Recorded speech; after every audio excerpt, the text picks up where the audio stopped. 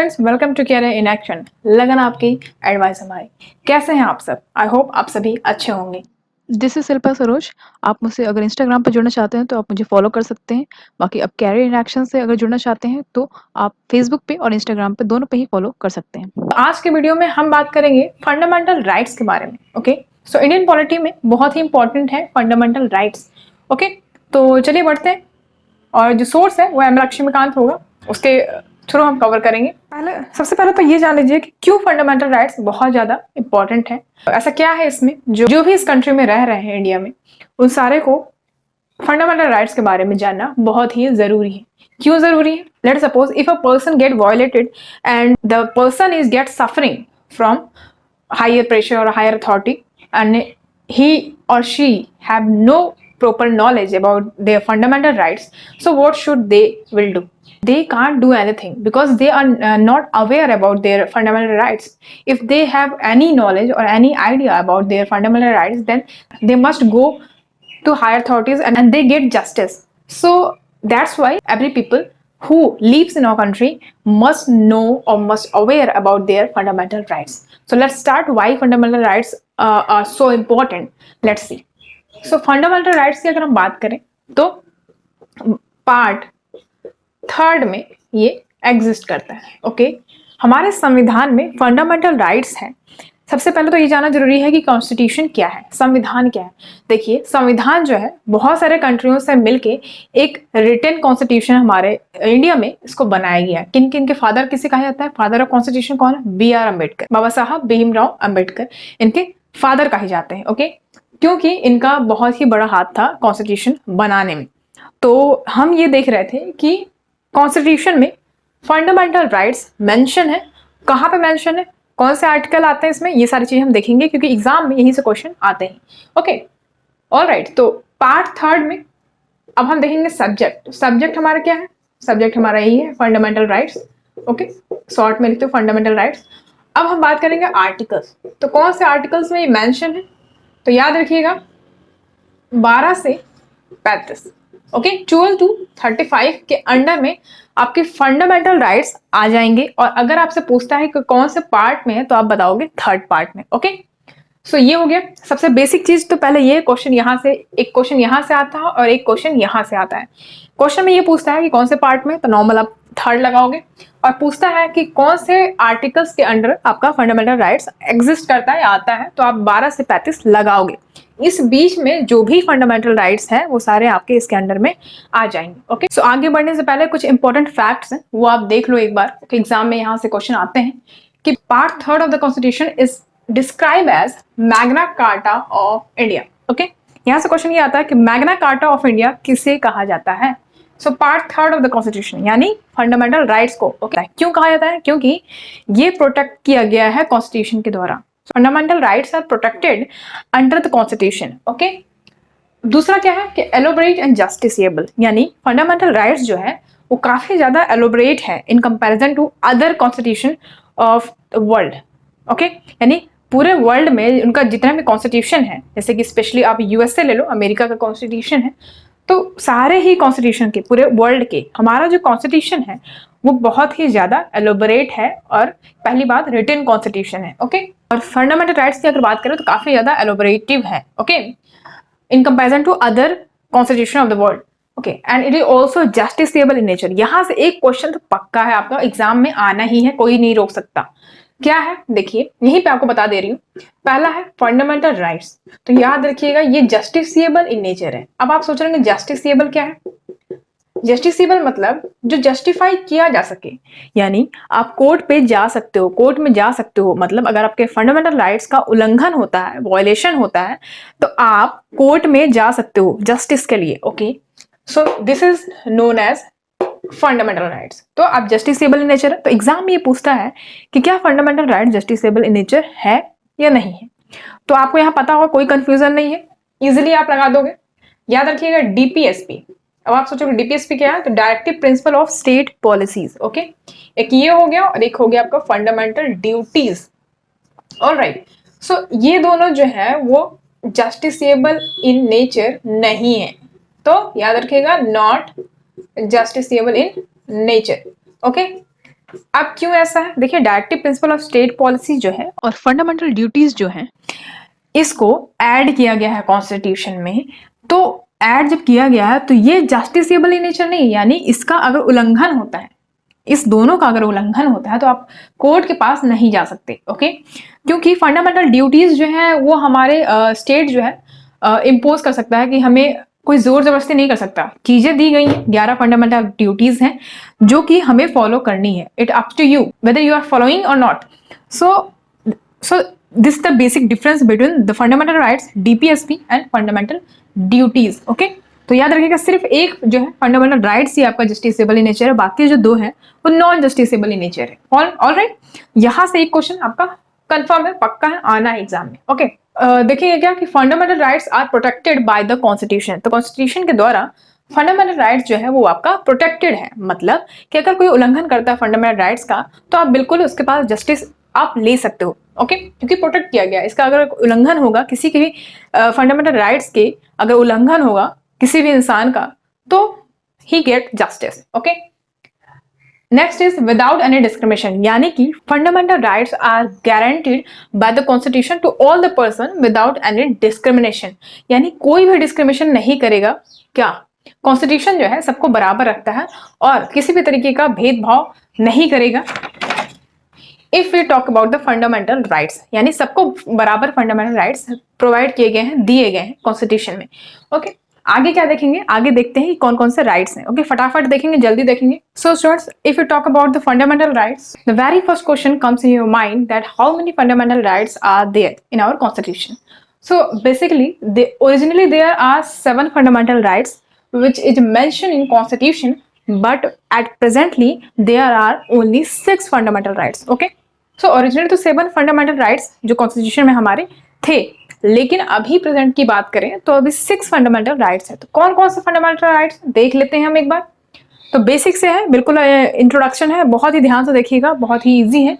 बस एक बार आप वीडियो देखो और आपको समझ में आ जाएगा कि कौन से फंडामेंटल राइट्स हैं, किस आर्टिकल्स में आते हैं।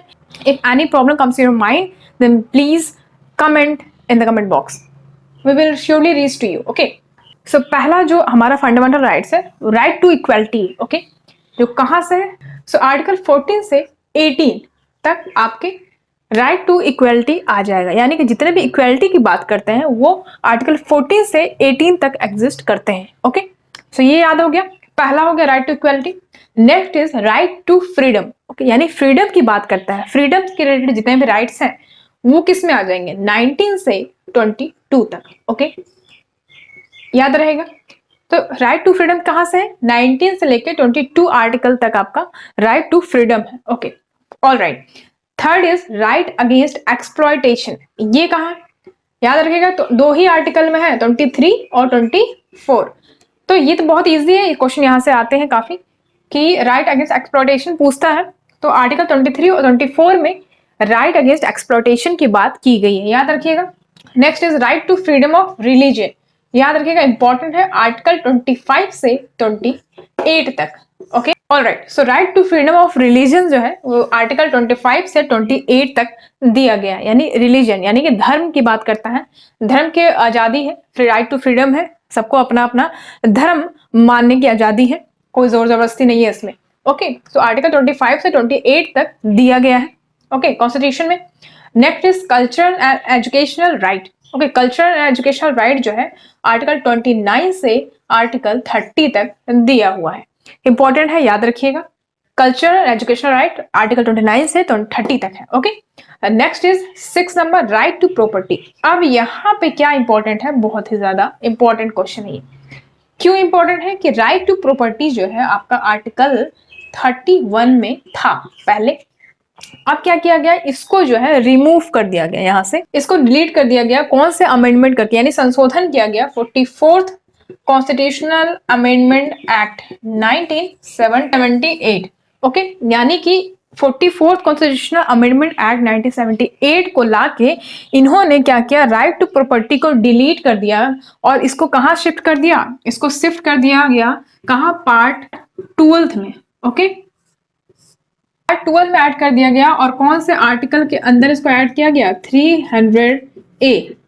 ओके, तो 300A में राइट टू प्रॉपर्टी अब मेंशन है पार्ट 12 में। ओके, और कौन सा अमेंडमेंट किया गया था? 44th constitution amendment act 1978। Question बहुत ही इंपॉर्टेंट है, कई बार एग्जाम में पूछा गया है, डायरेक्ट ऐसे क्वेश्चन आ जाते हैं कि राइट टू प्रॉपर्टी कौन से आर्टिकल में है, तो आप क्या लगाओगे? 300A। फाइन, पार्ट पूछ लेता है अगर, तो आप पार्ट 12 लगाओगे। अगर अमेंडमेंट पूछता है कौन से संशोधन किया गया, कौन से संशोधन के द्वारा इसको डिलीट किया गया था, तो आप लगाओगे 44th constitution amendment act 1978। Alright, ये यहाँ पे इंपॉर्टेंट था, तो ये यहाँ से डिलीट हो गया, तो बचा कितना? 6 फंडामेंटल राइट्स, 7 है टोटल। लास्ट देख लेते हैं, राइट टू कॉन्स्टिट्यूशनल रेमेडीज।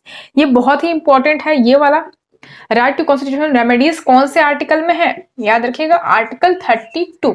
ये बहुत ही इंपॉर्टेंट है, क्वेश्चन यहाँ से आता है कि कौन से आर्टिकल में राइट टू कॉन्स्टिट्यूशनल रेमेडीज की बात होती है। बोलता है कि आर्टिकल 32 में कौन सा राइट मेंशन है, तो आप बताओगे कॉन्स्टिट्यूशनल रेमेडीज। ओके, तो ये याद हो गया आर्टिकल 32। ओके, तो याद रखिएगा 6 फंडामेंटल राइट्स है, ओरिजिनल 7 है। एक राइट टू प्रॉपर्टी जो है इसको रिलीट कर दिया गया है, इसको शिफ्ट कर दिया गया है, जहां मैंने बताया आपको, याद रखिएगा। Next is right to constitutional remedy. तो इस तरीके से 7 आपके फंडामेंटल राइट्स हैं। ओके, तो स्टूडेंट सबसे पहला हम देखेंगे राइट टू इक्वालिटी। देखिए कैटेगरी में दिया हुआ है सारा, हम 6 के जो आपके राइट्स हैं वो देख लेंगे फटाफट क्या क्या है इसमें, क्योंकि ये क्वेश्चन यहाँ से आते हैं एग्जाम में, इंपॉर्टेंट है ये, आपको हर राइट्स जो है जानना जरूरी है। या यूं कहूं कि जो देशवासी हैं, इंडियन सिटीजन है, okay, they should know about their fundamental rights, what they actually are. Okay, so first is right to equality. मैंने बताया आपको आर्टिकल 14 से 18 के बीच में आते हैं। तो देखेंगे 14, 15, 16, 17, 18 देख लेते हैं क्या है। देखिए 14 में क्या बात होता है? Equality before law and equal protection of law. याद रखिएगा, ये दोनों ही इंपॉर्टेंट है, दोनों ही अलग अलग है। यहाँ पे इक्वालिटी बिफोर लॉ और इक्वल प्रोटेक्शन ऑफ लॉ। देखिए इक्वलिटी बिफोर लॉ, यहाँ पे मतलब ये होता है कि कानून के सामने सब बराबर है। ओके, इक्वालिटी बिफोर लॉ यानी कानून के सामने सब बराबर हैं, क्योंकि यहाँ इक्वालिटी की बात हो रही है। तो आर्टिकल 14 में ये मेंशन है कि स्टेट जो है किसी के साथ डिस्क्रिमिनेट नहीं कर सकता इन matter of equality, in matter of law. कानून के सामने सब बराबर है and equal protection of law. अब कानून जो है इक्वली प्रोटेक्ट करता है सबको, यानी every citizen of India get protected by the law. Okay, तो ये चीज यहाँ पे समझना जरूरी था। तो आर्टिकल 14 में ये दोनों मेंशन है। अब हम नेक्स्ट देखेंगे आर्टिकल 15। आर्टिकल 15 में क्या होता है? आपने मूवी भी देखी होगी आर्टिकल 15, आयुष्मान खुराना ने इसको कास्ट किया है। ओके, सो लीडिंग रोल जो है आयुष्मान खुराना की, बहुत ही अच्छी मूवी है, आप देखो अगर आपको समझना है आर्टिकल्स के बारे में क्या है। So article 15 talks about prohibition of discrimination on ground of religion, caste, sex और place of birth. Okay, so यहाँ पे क्या बात हो रहा है कि आर्टिकल 15 में ये मेंशन है कि state shall not discriminate on ground of religion, caste, sex और प्लेस ऑफ बर्थ। यानी कि जो आर्टिकल 15 है इसमें ये कहा गया है कि जो स्टेट है वो किसी भी पर्सन को, इंडिया में रहने वाले किसी भी पर्सन को जाति, धर्म, sex, place of birth, caste, इस बेसिस पे डिस्क्रिमिनेट नहीं कर सकता कि अगर आप इस कास्ट के हो तो भैया आपसे भेदभाव किया जाएगा, या आप फीमेल हो तो आपके साथ अक्सर भेदभाव किया जाएगा, या फिर आप यहाँ से बिलोंग करते हो तो भेदभाव किया जाएगा। तो बहुत सारी चीजें हैं इस ग्राउंड पे, या आप इस धर्म के हो, आप मुस्लिम हो तो आपके साथ ऐसा भेदभाव किया जाएगा। तो आर्टिकल 15 इस चीज को रोकता है। ओके, प्रोहिबिशन यानी रोक, प्रोहिबिशन ऑफ डिस्क्रिमिनेशन की बात करता है, यानी भेदभाव को रोकता है आर्टिकल 15। ओके, यहाँ से समझ में आपको आर्टिकल 15 मूवी जरूर देखिएगा आप। चलिए आगे बढ़ते हैं आर्टिकल 16 की तरफ। आर्टिकल 16 क्या कहता है? Equality of opportunity matter of public employment, यानी पब्लिक एम्प्लॉयमेंट की बात करता है कि equality of opportunity in matter of public employment, यानी पब्लिक सरकारी जो भी एम्प्लॉयमेंट है या जो भी नौकरियां हैं उसमें सबको इक्वल अपॉर्चुनिटी दिया गया है। ओके, तो यहाँ पे 16 में ये हो गया, यानी किसी भी सबको बराबर अपॉर्चुनिटी दिया गया, किसी को ज्यादा किसी को कम नहीं है, ऐसा ये चीज मेंशन है 16 में। Okay, next is 17। 17 में क्या है कि abolition of untouchability and prohibition of its practice. अब यहाँ पे क्या है कि अनटचेबल्स आपने सुना होगा, हरिजन्स को बोलते हैं। सो यहाँ पे क्या हुआ कि गांधी जी के द्वारा हरिजन्स इनको कहा गया था, अनटचेबल्स को। Okay, so abolition of untouchability, यानी यहाँ पे क्या हुआ है कि एबॉलिश मतलब किसी चीज को खत्म कर देना पूरी तरीके से। तो अगर देखा जाए तो पूरी तरीके से तो नहीं खत्म हुआ, लेकिन हाँ अब इसमें मेंशन है तो आपको पढ़ना होगा कि एबॉलिशन ऑफ अनटचेबिलिटी, यानी कि जो अनटचेबल्स हैं, जहाँ जिन छुआछूत कह सकते हैं, छुआछूत को खत्म कर दिया गया है और प्रोहिबिट कर दिया गया है उसका प्रैक्टिस करना, यानी जो भी ये चीज करेगा उसको जेल होगी। और ये यानी कि जो भी इस चीज का उल्लंघन करेगा इसके खिलाफ काफी सारे एक्शंस सेक्शंस में मेंशन है कि कौन कौन से जुर्म करने से आपको ये सजा होगी। तो 17 में abolition of untouchability and prohibition of its practice, तो छुआछूत जो भी करेगा या इस तरीके फैलाएगा या भेदभाव करेगा तो उसको होगी सजा। तो आर्टिकल 18 में क्या मेंशन है, abolition of titles except military and academics. अब यहाँ पे क्या है कि देखिए टाइटल्स की बात कर रहा है कि जैसे कि आपने सुना होगा कि पहले जब कॉलोनियल रूल था तो उस समय राज बहादुर, राय बहादुर जो भी राजा रहते थे, महाराजा या फिर इस तरीके से जो भी एक टाइटल लिए हैं जो उनको द्वारा मिली गई है या कोई हेरिडिटरी है, तो वो जो है उसको अब सरकार जो है बैन कर चुकी थी। ओके, आजादी के बाद बैन कर दिया गया उसको।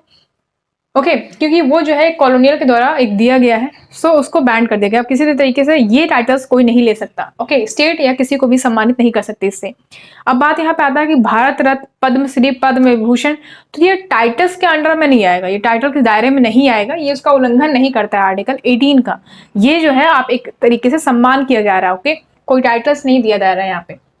किसी का भी नाम है तो आप उसको ये नहीं बोलोगे कि भारत रत्न अटल बिहारी वाजपेयी, इस तरीके से नहीं बोलोगे आप। वो उनका क्या है, सम्मान उनको दिया जा रहा है, अवार्ड किया जा रहा है उनको, अवार्डी है वो। ओके, तो याद रखिएगा कोई भी टाइटल इस तरीके से स्टेट जो है किसी को नहीं दे सकती है। ओके, और याद रखिएगा सिर्फ मिलिट्री और एकेडमिक पर्पस में दिया जाता है इसको। तो ये हो गया आपके राइट टू इक्वालिटी आर्टिकल 14 से 18। अब आगे देखेंगे 19 से 22। अब हम नेक्स्ट देखेंगे राइट टू फ्रीडम, जो कि 19 से 22 आर्टिकल तक मेंशन है। ओके, तो सबसे पहला देखेंगे हम 19, देन 20, 21, 21A, 22। ओके, सो 19 में क्या कहता है, 19 में ये है कि protection of 6 right regarding freedom of speech and expression, यानी 6 ऐसे राइट्स हैं। राइट टू फ्रीडम में कितने राइट्स हैं, 6 राइट्स हैं। क्या राइट्स हैं, इसके रिगार्डिंग 6 राइट्स प्रोवाइड किए गए हैं। देखिए, freedom of speech and expression, यानी कि हर इंडिविजुअल को फ्रीडम ऑफ स्पीच और एक्सप्रेशन दिया गया है, ये उनका मौलिक अधिकार है। ओके, फंडामेंटल राइट्स मतलब मौलिक अधिकार। Okay, so speech of expression हो गया आपका एक। नेक्स्ट इज असेंबली, यानी किसी के कोई भी असेंबली जो है कर सकता है, किसी के साथ, सबके साथ ऐसा राइट टू फ्रीडम है कि वो असेंबली कर सकता है, एसोसिएशन कर सकता है किसी के साथ भी, और मूवमेंट कर सकता है, यानी कि पूरे इंडिया में कहीं भी वो रिसाइड कर सकता है, मूव कर सकता है। रेसिडेंस मतलब कहीं भी वो स्टे कर सकता है। ओके, राइट है उनके पास फ्री का, right to freedom of residence, right to freedom of profession, मतलब किसी भी तरीके का प्रोफेशन है उनका तो वो कर सकते हैं, उनका फ्रीली ये राइट प्रोवाइडेड है। ओके, सो ये राइट्स है उनका। इसमें कुछ चीजें हैं, ऐसा भी नहीं है कि freedom of speech and expression यानी कुछ भी आप उल्टा सीधा अनाप शनाप बोल रहे हो, ऐसा भी नहीं है। इसमें कुछ चीजें ऐसी हैं जो आपको लिमिट है कि आप इसके बाहर नहीं जाओगे। ओके, सो ये राइट्स हो गए आपके 19 में। याद रखिएगा 19 में 6 राइट्स हैं regarding freedom of speech expression, assembly, association, movement, residence and last is profession. Okay, अब हम देखेंगे 20 नंबर 20 आर्टिकल 20 में क्या है।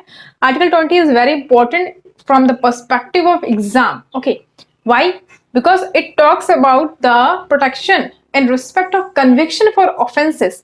देखिए, जैसे मान लीजिए कोई भी आरोपी है, उसको उसने कुछ जुर्म किया है और उसको क्या कर लिया गया, उसको जो पुलिस है वो रिमांड में रखी है, तो एट व्हाट बेसिस जो उनको रखा गया है रिमांड में या उनको पुलिस पकड़ी है, तो वो उनको प्रोटेक्ट करता है। आर्टिकल 20 ये प्रोटेक्ट करता है कि वो खुद के खिलाफ जो भी जुर्म हुआ है उसके खिलाफ उसको बचाया जा सकता है। मतलब ये एक इंडिविजुअल को या एक आरोपी को ये एक प्रोटेक्शन देता है इसके अकॉर्डिंग आर्टिकल 20 के।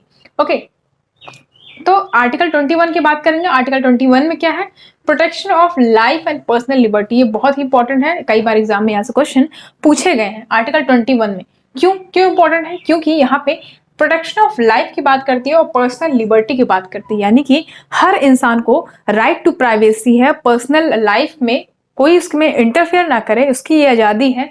और पर्सनल लिबर्टी यानी स्वतंत्र रूप से स्वतंत्र हो, मतलब वो इंडिविजुअली स्वतंत्र है, उसमें कोई जोर जबरदस्ती नहीं किया जा सकता उसके साथ।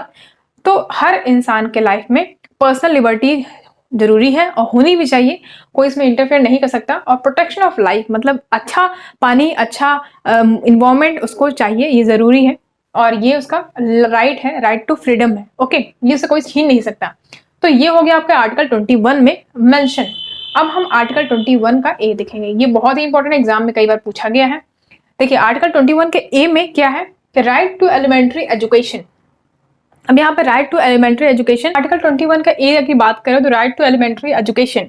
ओके, तो इसमें क्या हुआ कि ये संशोधन करके इसमें ऐड किया गया है। तो 86 कॉन्स्टिट्यूशनल अमेंडमेंट एक्ट 2002, याद रखिएगा बहुत ही इंपॉर्टेंट है, अमेंडमेंट जो है वो इंपॉर्टेंट है।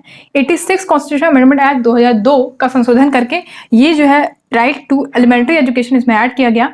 इसमें क्या कहता है कि 6 से 14 इयर्स के जो बच्चे हैं उनको फ्री एजुकेशन दी जाएगी, राइट टू एजुकेशन यानी फ्री एजुकेशन। सो किस आर्टिकल में है? 21 के ए में।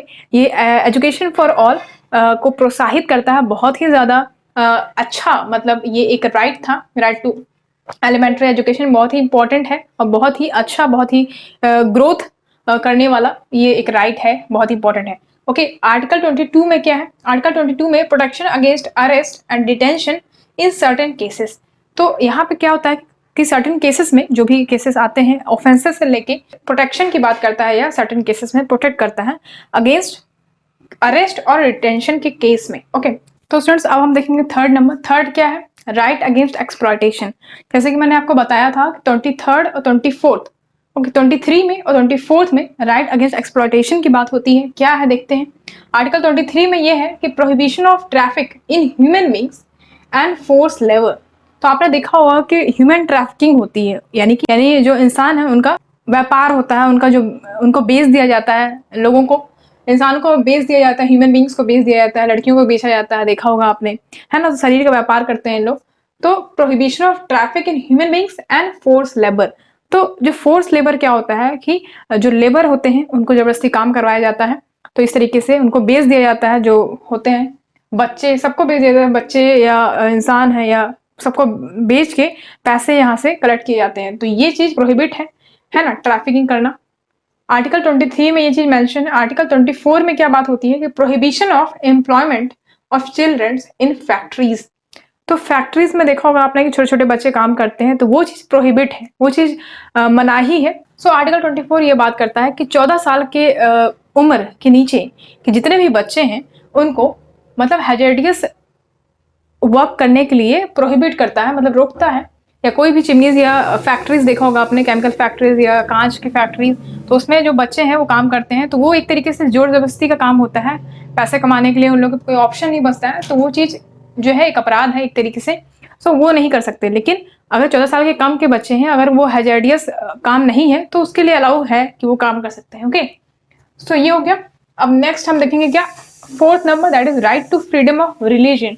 ओके, यहाँ पे क्या है, आर्टिकल 25 से 28 तक मेंशन है right to freedom of religion. Okay, यानी सबको धर्म की आजादी है, कोई भी धर्म को मान सकता है।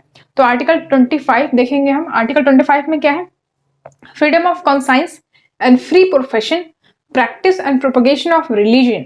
ओके, यहां से ये समझिए कि जो धर्म है वो फ्रीली कोई भी क्या कर सकता है, मान सकता है, उसको ले सकता है।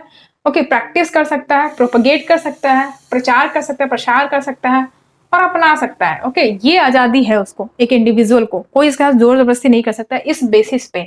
ओके, सो अब हम देखेंगे that is next is 26 article में क्या मेंशन है, freedom to manage religious affairs. Okay, यानी धार्मिक अफेयर्स के बारे में, state shall have the right to freedom to manage religious affair. Okay, अब हम देखेंगे 27 आर्टिकल में क्या है। 27 आर्टिकल में है कि freedom from payment of taxes for promotion of any religion.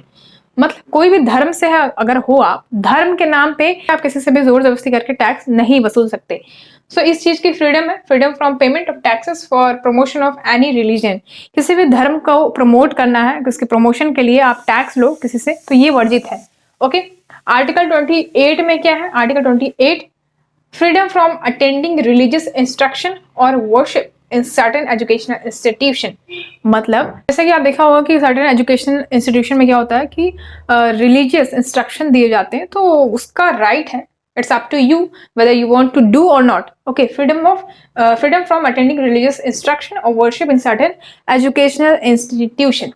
अब हम आगे देखेंगे फिफ्थ क्या है, कल्चरल एजुकेशनल राइट. ओके, 29 से 30 के बीच में आपका ये आएगा कल्चरल एजुकेशनल राइट. इसमें क्या है देखते हैं 29 में क्या है, protection of language, script, culture, minorities. यानी कि देखिए बहुत यहाँ इंडिया में इतने सारे लोग रहते हैं, इंडिया में करोड़ों की आबादी है. सो लैंग्वेज सबके अलग अलग हैं, डिस्टिंक्ट लैंग्वेज है, डिस्टिंक्ट स्क्रिप्ट है, कल्चर माइनॉरिटीज भी हैं. तो ये सारे को प्रोटेक्ट करने की बात की गई है कि प्रोटेक्शन ऑफ लैंग्वेज यानी सबके लैंग्वेज को प्रोटेक्ट किया जाएगा, स्क्रिप्ट को प्रोटेक्ट किया जाएगा, कल्चर माइनॉरिटीज को प्रोटेक्ट किया जाएगा. ओके, नेक्स्ट इज 30 आर्टिकल में क्या है, right to minorities to establish and administer educational institution. यानी कि जो भी माइनॉरिटीज में आते हैं उनके पास ये आज़ादी है कि वो एजुकेशन इंस्टीट्यूशन खोल सकते हैं, एडमिनिस्टर कर सकते हैं. ऐसा नहीं है कि वो माइनॉरिटीज में आएंगे तो वो इंस्टीट्यूशन नहीं ओपन कर सकते. ओके, तो ये राइट इनको दिया गया है, right to minorities to establish and administer educational institution. Article 30 में है, याद रखिएगा, इंपॉर्टेंट है राइट टू माइनॉरिटीज के लिए. ओके, अब हम देखेंगे last, that is right to constitutional remedies. बहुत ही इंपॉर्टेंट है. एक तरीके से कहा जाए कि it is the soul of the constitution. क्यों कहा जाता है soul of the constitution? B R Ambedkar के द्वारा इसको कहा गया है कि soul of the constitution. Exam में कई बार पूछा गया है कि कौन सा राइट है जिसको सोल ऑफ द कॉन्स्टिट्यूशन कहते हैं. तो आप क्या बताओगे? राइट टू कॉन्स्टिट्यूशनल रेमेडीज, जो कि आर्टिकल 32 में मेंशन है. ओके, तो क्या क्यों कहते हैं इसको, आर्टिकल 32 को क्यों कहते हैं राइट टू कॉन्स्टिट्यूशनल रेमेडीज? क्योंकि देखिए जो भी आपके फंडामेंटल राइट्स हैं, मौलिक अधिकार हैं, उसको अगर सही तरीके से इफेक्टिव ना किया जाए, सही तरीके से उसको प्रॉपरली इफेक्ट में ना लाया जाए तो कोई मतलब नहीं है इस राइट्स का. ये राइट्स किसी काम के नहीं है, यूजलेस है, नॉन इफेक्टिव है. ओके, इसीलिए राइट टू कॉन्स्टिट्यूशनल रेमेडीज इसमें ऐड किया गया है आर्टिकल 32 में, ताकि जो भी आपके कोई भी एग्रीव पर्सन है उसका फंडामेंटल राइट्स, जो सारे फंडामेंटल राइट्स हैं, उसका अगर उल्लंघन होता है तो डायरेक्ट सुप्रीम कोर्ट के पास जा सकता है. ओके, और सुप्रीम कोर्ट को उसकी याचिका सुननी पड़ेगी और उसके खिलाफ उसको जस्टिस दिलाना पड़ेगा. और जस्टिस कैसे दिलाएंगे? ये जो है फंडामेंटल राइट्स, जो भी उसका उल्लंघन होगा उसके अकॉर्डिंग वो रिट जारी करेंगे. 5 रिट्स हैं, अभी देखते हैं हम आगे. तो देखिए आर्टिकल 32 में क्या है, right to move the supreme court for the enforcement of fundamental rights including Ritz.